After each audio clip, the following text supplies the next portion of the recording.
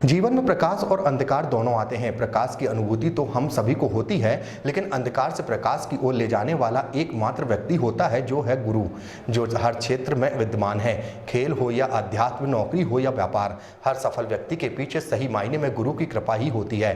गुरु के लिए भी शिष्य एक बगिया की तरह है जिसमें अनेक शिष्य हैं जो अलग अलग रंग के फूलों की तरह समाज को सुगंधित कर रहे हैं। शहर में भी ऐसे कई लोग हैं जो अपने गुरु की कृपा से आज जीवन की उस मंजिल पर पहुंचे हैं जहां हर व्यक्ति पहुंचने की कोशिश करता है। तो वहीं गुरु पूर्णिमा के चलते सभी अपने अपने गुरुओं का चरण वंदन करके आशीर्वाद लेने पहुंच रहे हैं। तो वहीं डॉक्टर जामदार भी समन्वय सेवा केंद्र में उपस्थित अपने गुरु का चरण वंदन करने पहुंचे।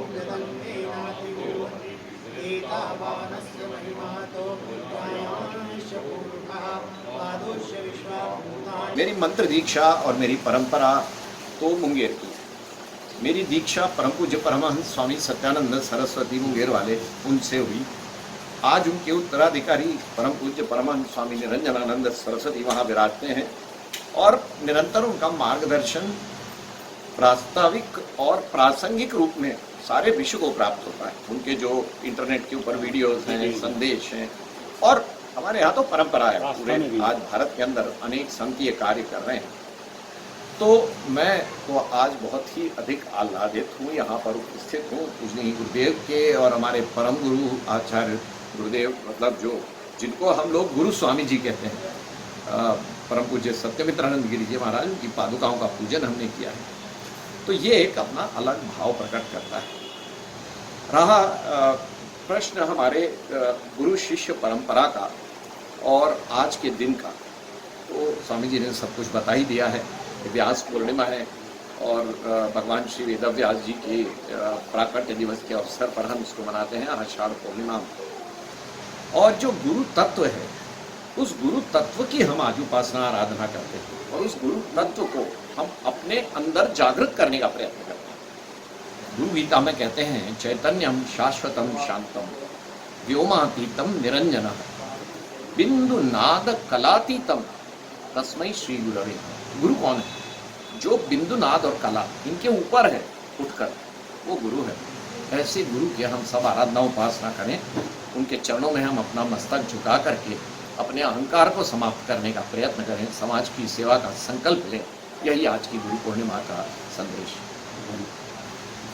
धर्मशास्त्रों में हमारे भगवान को या भगवान की उपासना को, उनकी पूजा पद्धति को बहुत समसामयिक बनाने का ऋषि मुनियों ने प्रयत्न किया। इसको हम कहते हैं जो हमारे विज्ञान पर आधारित है, मनोविज्ञान पर आधारित है। भगवान तो हमारे अंदर विद्यमान है, पर चूंकि हम अंदर देख नहीं पाते हैं, हमारी दृष्टि बाहर देखती है, इसलिए बाहर फिर भगवान के कुछ प्रतीक बनाए जाते हैं। जैसे तीर्थ हैं, पवित्र सरोवर हैं, मंदिर हैं, मंदिरों में विराजमान देवता हैं।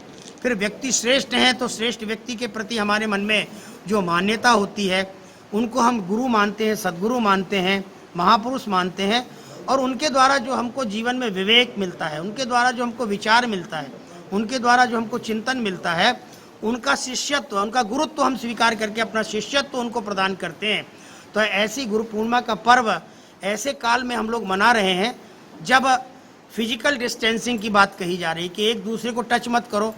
यहाँ तक कहा गया वो वायरस जो है वो हमारे पूजा के उपकरणों में भी बैठ सकता है, इसलिए उपकरणों का भी स्पर्श कम हो और व्यक्ति से दूरी बनाओ। व्यक्ति के संक्रमण व्यक्ति को प्रभावित करता है और व्यक्ति से व्यक्ति में जाता है, इसलिए पथ परहेज की दृष्टि से जो शासन प्रशासन की गाइडलाइन दी गई उसका भी हम पालन कर रहे हैं। और